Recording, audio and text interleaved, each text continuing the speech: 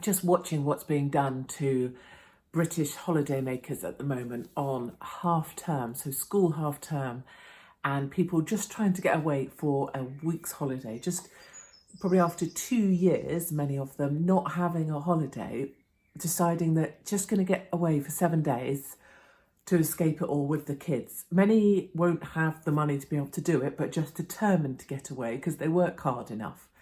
And the kids need a break because it's been often 2 years for British families since they've been able to get away. Many of the holidays trying to be taken now are holidays that were postponed and delayed through lockdown and all the rest of it, only to turn up at airports, typically regional airports in the UK, to arrive incredibly early to try and check in because you've seen all of the lines and the queues and you're anxious that what happens if you don't make your flight, what happens if you don't make it on time, and you've seen stories of people missing their flights altogether. So you're there super early.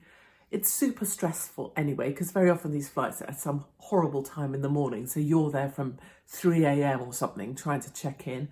People have young kids with them, and we all know how that adds to the stress, only to find that your flight's been delayed and you're not being told how long it's been delayed for. And there's no member of staff to ask how long it's going to be or what you're supposed to do in that time. And then the regional airports aren't really built for volume delays. So there's no place you can get in and sit down, or once someone gets a seat, they kind of camp out. So you're never going to get in there. And you end up on floors and there's no places, and the bathrooms are overflowing and there's no loo roll, and the vending machines at these regional airports are empty because people just desperately tried to get what they could from the vending machines, and there's no one. And then people are receiving texts to say that their whole holiday has been cancelled, the whole thing. And then they're having to wait to get back through passport control to get their bags back off a plane that never went anywhere, before finally making it home 20, 24, 48 hours later. And the best they can hope for, the best that they're expecting, is they'll get their money back, or they'll get some kind of compensation in terms of some kind of voucher towards a future holiday. Who wants to book with that same company again when you've just gone through all of that? And why is it that the expectation now is so low that we'll be grateful if we'll get our money back and maybe a £200 voucher after being put through all that? And then people try and explain it away, and I've seen lots of different explanations.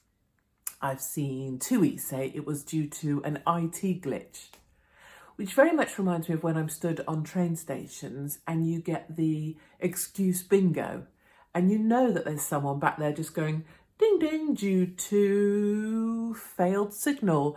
Ding ding, due to crew not turning up. Due to leaves on the line. It's just like a randomizer, isn't it? So this is an IT glitch, and yet it happened to EasyJet as well. So that doesn't really add up. And then we get told by other people, mostly Remainers, who just blame Brexiteers for everything. It's due to Remain. It's due to Brexit. It's due to because we left the EU. Well, if that were true, why is it happening at regional airports that had nothing to do with Brexit? Why is Dublin suffering the same issues? My personal view is that this is being done to ordinary people like us. This is being specifically targeted at and done to the little people who are being schooled in the idea that you will never fly again. You will never travel abroad again. You will never go away, eventually more than 5 kilometres from your home address ever again. The days of the package holidays and booking last minute and jumping on a flight are over. That's what we're being trained to believe. And it's convenient that furlough and lockdown were the precursor to this and made it all happen. Oh, there's not enough staff or whatever. What if it's something much more coordinated than that? I want TUI to explain exactly what they took, or what was given to them, or what incentivised the decimation of so many people's holidays. And it isn't just a holiday.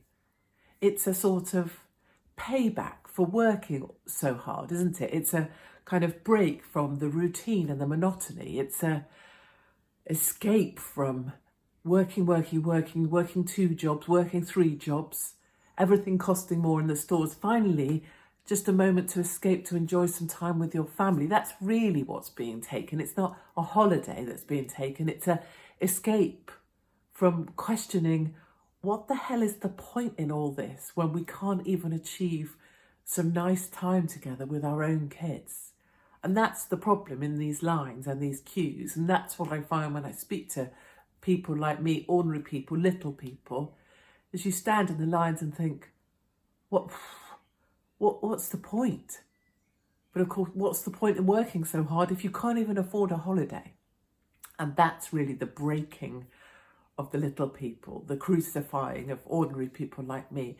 And what upsets me so much in all different ways is when I fly to America, and I do that out of Heathrow, and they're typically business style flights, right? These are people who are going to New York for work trips, or they're going to LA for work trips. Business class is full. You cannot get a seat in business, even if you try and upgrade like me out the gate. You can't. Economy is empty. The little people aren't on those flights because unvaccinated people aren't allowed to America, but the corporates and the business and people who are being paid for by their companies, those flights run like clockwork, and business class is full and it doesn't touch them at all. I've seen this with my own eyes. You try flying out of Gatwick on a traveller tourist flight from Orlando to the UK, it's chaos. And you never know if it's going to fly or not. 2 different classes of people being treated completely differently, and one is being crushed in the most brutal way. Because who wants to see their kids yelling and upset and hungry and fed up, and an 18-year-old decimated because she can't go away with her mates and they've been planning it for 3 years, and a bride-to-be who can't get married because their flight isn't going to run on time, and who knows what's going to happen, and it's already been postponed for 2 years. It's just crushing the life out of people. I was at a regional airport the other day from Bristol to Newcastle to go and perform in an arena up there. And people were just being rammed into this holding pen.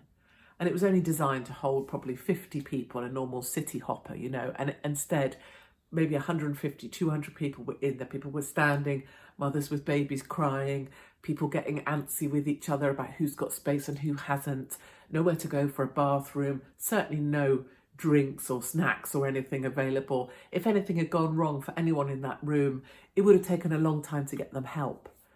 And I stood back against the wall watching all this, and it makes me sick for us little people. And I'm on my own, so it doesn't matter. I don't have kids with me. And the guy next to me said, I just don't like to see people shouldn't be treated like this. I don't like to see people being treated like this. And that's exactly it. This video doesn't really have all this rant to camera. It doesn't really have a catchy ending or a hard-hitting point. It really is just more a sense that ordinary people like us, like me, like you, don't deserve to be treated like this. And trying to rationalise it away with an explanation, it's furlough, it's a lack of staff, it's an IT glitch, it's Brexit. I think that's all just hiding from the reality that this is being done to people. Ordinary people are being crushed and made smaller and their lives made tinier, to the point where one day you own nothing and you'll be happy.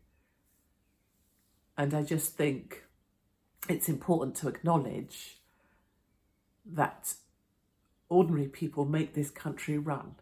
Ordinary people pay the taxes that keep this country going. Ordinary people pay for the powerful people to be lying in business class, lording it over us and telling us that we'll be happy with nothing.